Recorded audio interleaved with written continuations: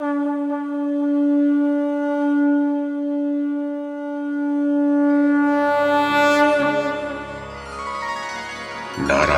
नमस्कृत्य नरं चैव नरोत्तमं देवीं सरस्वतीं व्यासं ततो जयमुदीरयेत्। ओम नमो भगवते वासुदेवाय, ओम नमः पितामहाय, ओम नमः प्रजापतिभ्यः, ओम नमः कृष्णद्वैपायनाय, ओम नमः सर्वविघ्नविनायकेभ्यः।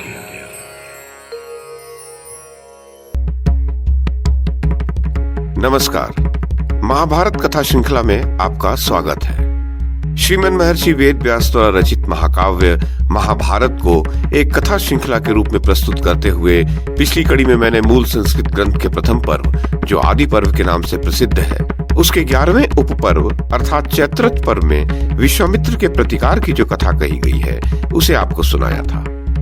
अब इस कड़ी में इसी चैत्रथ पर्व में वशिष्ठ के द्वारा राजा कलमाशपाद के श्राप मुक्त होने की जो कथा कही गई है उसे मैं कमल किशोर आपको सुनाता हूं।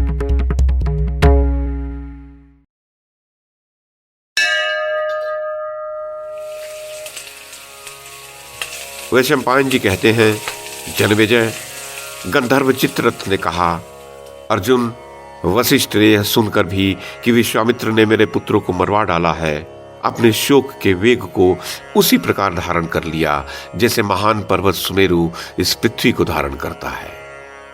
उस समय अपनी पुत्र वधुओं के दुख से दुखित हो वशिष्ठ ने अपने शरीर को त्याग देने का विचार कर लिया, परंतु विश्वामित्र का मूलोच्छेद करने की बात उनके मन में भी नहीं आई। महर्षि वशिष्ठ ने मेरु पर्वत के शिखर से अपने आप को उसी पर्वत की शिला पर गिराया, परंतु उन्हें ऐसा जान पड़ा मानो वे रूई के ढेर पर गिरे हों। पांडुनंदन, जब इस प्रकार गिरने से भी वे नहीं मरे, तब वे महान वन के भीतर धधकते हुए दावानल में घुस गए। यद्यपि उस समय अग्नि प्रचंड वेग से प्रज्वलित हो रही थी, तो भी वह उन्हें जला न सकी। तब वशिष्ठ ने सामने समुद्र देखकर अपने कंठ में बड़ी भारी शिला बांध ली और तत्काल जल में कूद पड़े, परंतु समुद्र की लहरों के वेग ने उन महामुनि को किनारे लाकर डाल दिया।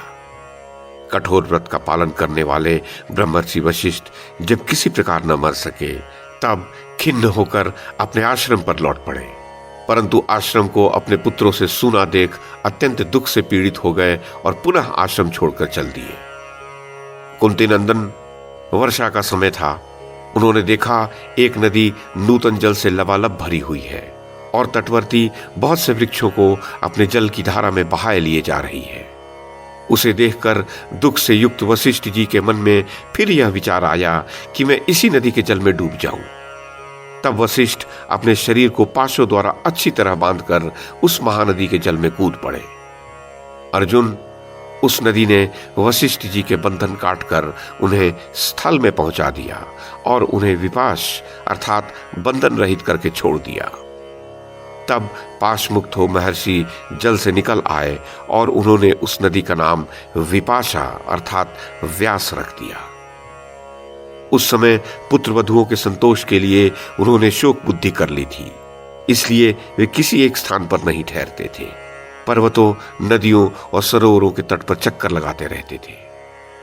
इस प्रकार घूमते घूमते महर्षि ने पुनः हिमालय पर्वत से निकली हुई एक भयंकर नदी को देखा, जिसमें बड़े प्रचंड ग्राह रहते थे। उन्होंने फिर उसी की प्रखर धारा में अपने आप को डाल दिया। वह नदी ब्रह्मर्षि वशिष्ठ को अग्नि के समान तेजस्वी जान सैकड़ों धाराओं में फूटकर इधर उधर भाग चली, इसीलिए वह शतद्रु नाम से विख्यात हुई। वहां भी अपने को स्थल में पड़ा देख मैं मर नहीं सकता, ये समझकर वे अपने आश्रम पर चले गए। इस प्रकार नाना प्रकार के पर्वतों और बहुसंख्यक देशों में भ्रमण करके वे पुनः जब अपने आश्रम के समीप पहुंचे, उस समय उनकी पुत्र वधु अदृश्यंती उनके पीछे हो ली। मुनि वशिष्ठ को पीछे की ओर से संगति पूर्वक 6 अंगों से अलंकृत तथा स्फुट अर्थों से युक्त वेद मंत्रों के अध्ययन का शब्द सुनाई पड़ा। तब उन्होंने पूछा, मेरे पीछे पीछे कौन आ रहा है? उक्त पुत्रवधु ने उत्तर दिया, महाभाग, मैं तप में संलग्न रहने वाली महर्षि शक्ति की अनाथ पत्नी अदृश्यंती हूं। वशिष्ठ जी ने पूछा, पुत्री, पहले शक्ति के मुंह से मैं अंगों सहित वेद का जैसा पाठ सुना करता था, ठीक उसी प्रकार यह किसके द्वारा किए हुए सांग वेद के अध्ययन की ध्वनि मेरे कानों में आ रही है। अदृश्यंती बोली, भगवान, ये मेरे उदर में ठहरा हुआ आपके पुत्र शक्ति का बालक है। मुने उसे मेरे गर्भ में ही वेदाभ्यास करते 12 वर्ष हो गए हैं। गंधर्व कहता है, अर्जुन, अदृश्यंती के यो कहने पर महर्षि वशिष्ठ बड़े प्रसन्न हुए और मेरी वंश परंपरा का लोप नहीं हुआ है यो कहकर मरने के संकल्प से विरत हो गए। अनग तब वे अपनी पुत्रवधू के साथ आश्रम की ओर लौटने लगे। इतने में ही मुनि ने निर्जन वन में बैठे हुए राजा कल्माशपाद को देखा। भारत भयानक राक्षस से आविष्ट हुए राजा कल्माशपाद मुनि को देखते ही क्रोध में भरकर उठे और उसी समय उन्हें खा जाने की इच्छा करने लगे। उस क्रूर कर्मी राक्षस को सामने देख अदृश्यंती ने भयाकुल वाणी में वशिष्ठ जी से कहा, भगवान, वह भयंकर राक्षस एक बहुत बड़ा काठ लेकर इधर ही आ रहा है, मानो साक्षात यमराज भयानक दंड लिए आ रहे हैं। महाभाग, आप संपूर्ण वेद वेदताओं में श्रेष्ठ हैं। इस समय इस भूतल पर आपके सिवा दूसरा कोई नहीं है जो उस राक्षस का वेग रोक सके। भगवान, देखने में अत्यंत भयंकर इस पापी से मेरी रक्षा कीजिए। निश्चय ही यह राक्षस यहां हम दोनों को खा जाने की घात में लगा है। वशिष्ठ जी ने कहा, पुत्री, भयभीत ना हो। इस राक्षस से तो किसी प्रकार न डरो। जिससे तुम्हें भय उपस्थित दिखाई देता है वह वास्तव में राक्षस नहीं है। वह भूमंडल में विख्यात पराक्रमी राजा कल्माशपाद है। वे ही इस वन में अत्यंत भीषण रूप धारण करके रहते हैं।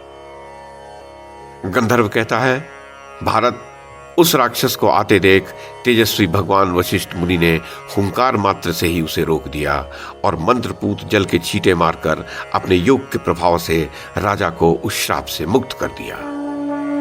जैसे पर्व काल में सूर्य राहु द्वारा ग्रस्त हो जाता है, उसी प्रकार राजा कल्माशपाद 12 वर्षों तक वशिष्ठ जी के पुत्र शक्ति के श्राप के प्रभाव से ग्रस्त रहे थे। उस मंत्रपूत जल के प्रभाव से राक्षस ने राजा को छोड़ दिया। फिर तो भगवान भास्कर जैसे संध्याकालीन मेघों को अपनी अरुण किरणों से रंग देते हैं, उसी प्रकार राजा ने अपने सहज तेज से उस महान वन को अनुरंजित कर दिया। तदनंतर सचेत होने पर राजा कल्माशपाद ने तत्काल ही मुनि श्रेष्ठ वशिष्ठ को प्रणाम किया और हाथ जोड़कर कहा, महाभाग मुनि श्रेष्ठ, मैं आपका यजमान सौदास हूं। इस समय आपकी जो अभिलाषा हो कहिए, मैं आपकी क्या सेवा करूं। वशिष्ठ जी ने कहा, नरेंद्र, मेरी जो अभिलाषा थी वह समय अनुसार सिद्ध हो गई। अब जाओ, अपना राज्य संभालो। आज से फिर कभी किसी ब्राह्मण का अपमान न करना। राजा बोला, महाभाग, मैं कभी ब्राह्मणों का अपमान नहीं करूंगा। आपकी आज्ञा के पालन में संलग्न हो सदा ब्राह्मणों की भली भांति पूजा करूंगा और समस्त वेद वेदताओं में अग्रगण्य विश्रेष्ठ मैं आपसे एक पुत्र प्राप्त करना चाहता हूं, जिसके द्वारा मैं अपने इक्ष्वाकु वंशी पितरों के ऋण से उऋण हो सकूं।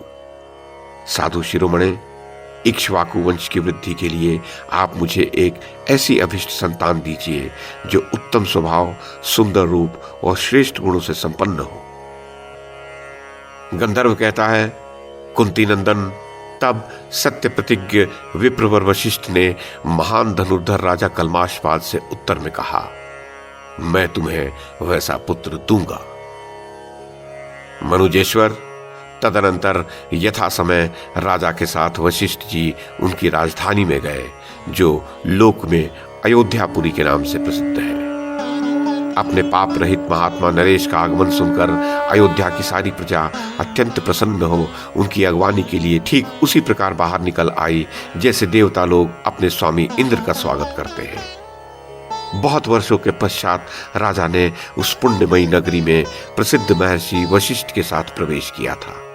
अतः अयोध्यावासी लोगों ने पुरोहित के साथ आए हुए राजा कल्माशपाद का उसी प्रकार दर्शन किया जैसे प्रजा प्रातःकाल उदित हुए भगवान सूर्य का दर्शन करती है और जैसे शीतल किरणों वाले चंद्रमा शरद काल में उदित हो आकाश को अपनी ज्योत्सना से जगमग कर देते हैं, उसी प्रकार लक्ष्मी वालों में श्रेष्ठ नरेश ने उस अयोध्यापुरी को शोभा से परिपूर्ण कर दिया। नगर की सड़कों को झाड़ बुहार कर उन पर जल का छिड़काव किया गया था। सब ओर लगी हुई ध्वजा पताकाएं उस पुरी की शोभा बढ़ा रही थी। इस प्रकार राजा की वह उत्तम नगरी दर्शकों के मन को उत्तम आह्लाद प्रदान कर रही थी। कुरुनंदन, जैसे इंद्र से अमरावती की शोभा होती है, उसी प्रकार संतुष्ट एवं पुष्ट मनुष्यों से भरी हुई अयोध्यापुरी उस समय महाराज कलमाशपाद की उपस्थिति से बड़ी शोभा पा रही थी। राजर्षि कलमाशपाद के उस उत्तम नगरी में प्रवेश करने के पश्चात उक्त महाराज की आज्ञा के अनुसार महारानी मदयंती महर्षि वशिष्ठ के समीप गई।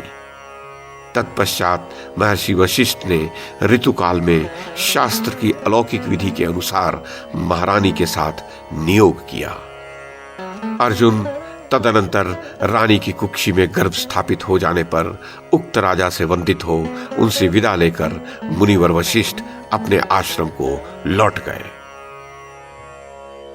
जब बहुत समय बीतने के पश्चात भी अर्जुन वह गर्भ न निकला, तब यशस्विनी रानी मदयंती ने अश्म अर्थात पत्थर से अपने गर्भाशय पर प्रहार किया।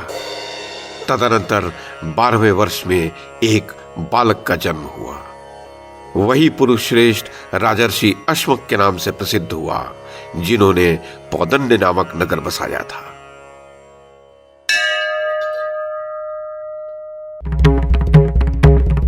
तो ये थी आदि पर्व के 11वें उपपर्व अर्थात चैत्रथ पर्व में कही गई वशिष्ठ के द्वारा राजा कलमाशपाद के श्राप मुक्त होने की कथा। इस कड़ी में बस इतना ही।